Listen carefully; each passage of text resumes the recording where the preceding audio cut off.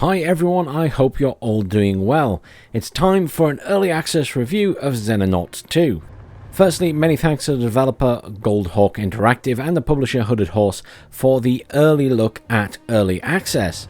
You may have noticed me over on Twitch playing it live on stream the last week or so. I've actually played it twice after it all going pear-shaped the first time.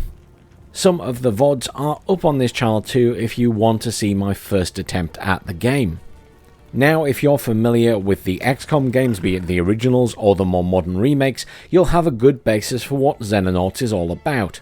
But for everyone else who has no idea what this is all about, let me give you a little rundown. You are tasked with defending Earth against an alien invasion. In the game, you'll split your time between a world map, where you manage your resources, build your base or bases, choose research, engineering projects, and equip your troops. And the rest of the time you will be in turn-based tactical battles on a variety of different map locales, covering various objectives, including potentially protecting your own base from an assault. Now, story-wise, I don't want to give too much away, but suffice to say, the idea is that the Cold War never ended, and the fate of humanity is heading towards a nuclear war, and its hand is being forced by some external alien force, and it is up to you, the Xenonauts, to defend humanity and fight back from the shadows. Now, when it comes to playing the game itself, you can start the game with a basic tutorial which helpfully covers the combat system, probably the most important thing, as well as a general overview of everything else, and I highly recommend doing it the first time you play. It has a variety of preset difficulty levels to choose from, and you can further customize each of these before you start the game if you so wish, so you can really tie it down to your own playstyle and preferences, and I think that's a really nice touch. When you actually begin the main game after the tutorial, you'll have to choose a location for your first base. And yes, you can build more, but at the start you probably want to stick to the one. And then you start expanding that base while carrying out some early, partially scripted missions to get the plot going.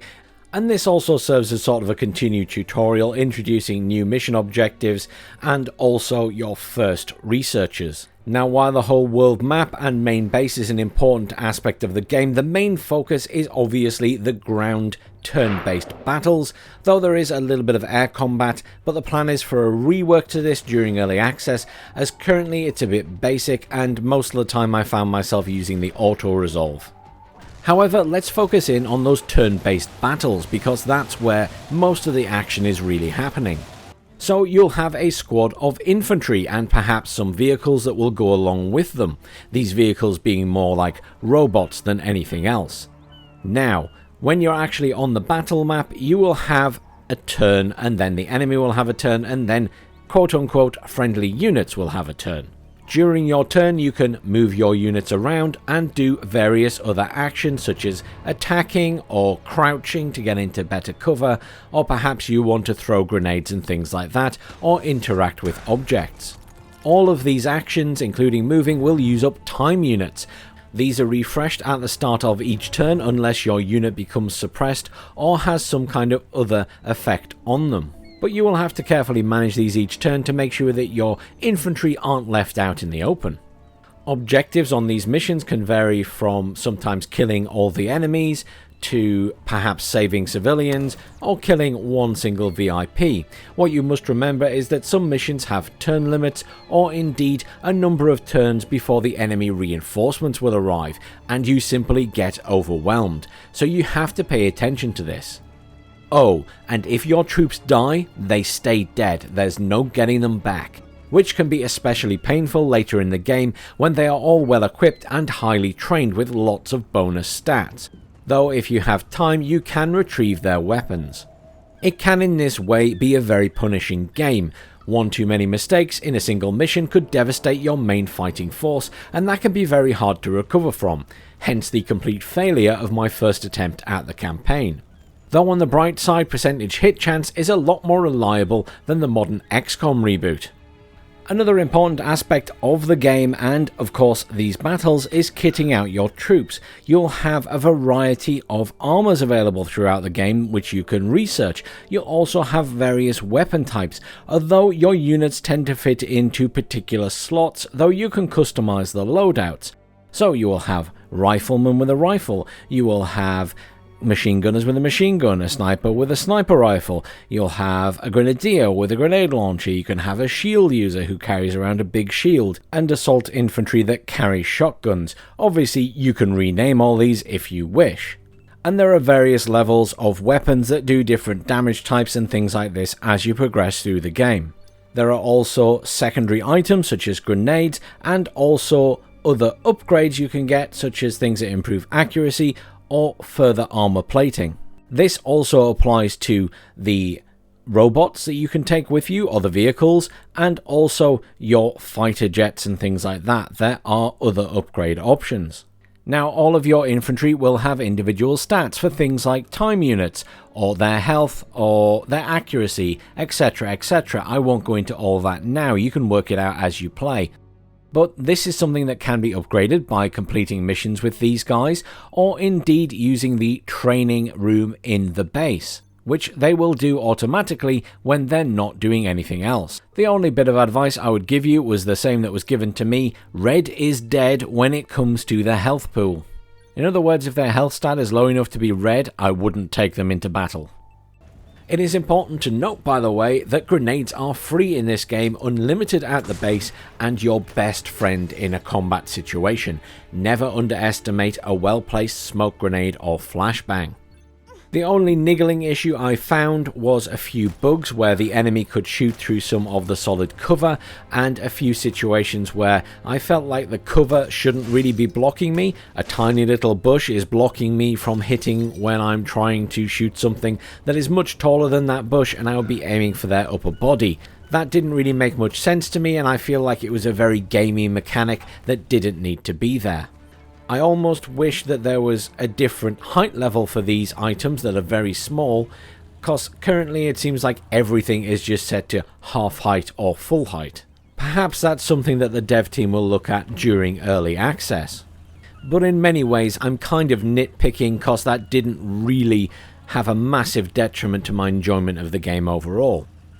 Jumping away from those tactical battles now and moving back to sort of the main game plotline and how time progresses, it all progresses when you're on the main map itself rather than in those battles, as obviously they're supposed to be over hours rather than days. On the main map you can speed things up, slow things down, and generally take your time if you wish, or really speed things up when you're waiting for your team to be healed, for example, or for the next big event to happen. Now, as time goes on and you complete more missions and more plot research, enemies become stronger and more varied. Currently in early access, the game has a partial ending, shall we say, at day 180, as beyond this point no new alien ships or types will be encountered, but you can play on if you wish. More of everything seems to be planned during early access, along with the addition of the rest of the campaign and plot. As it stands, I've put over 20 hours into the current early access build, and I've honestly had a blast. Thankfully, also only encountered, as I say, a few small bugs.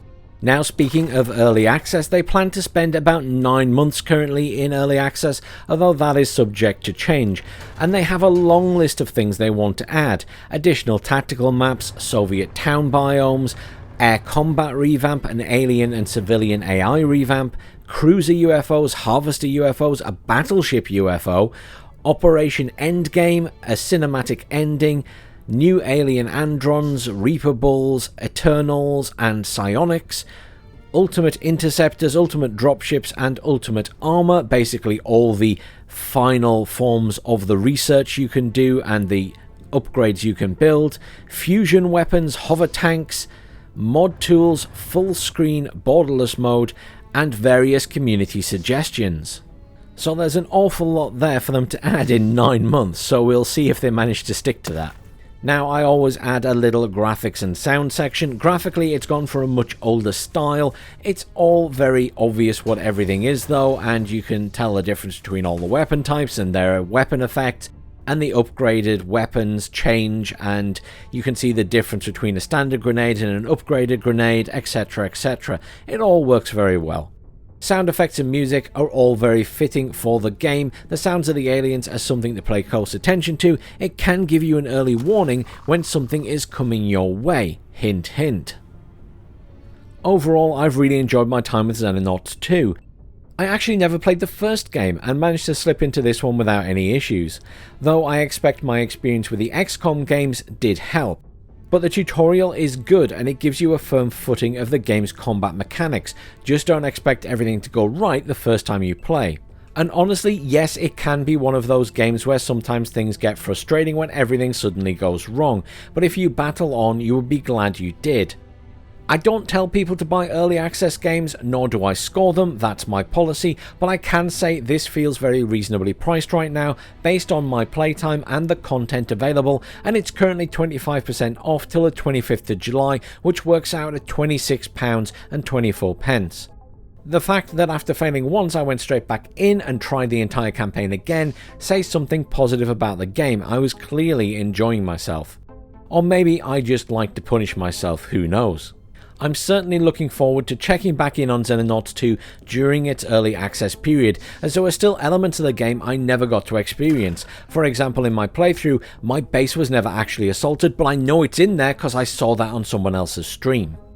The game is now available in early access on Steam, GoG and EPIC, so if it seems like your sort of thing, you can grab it there.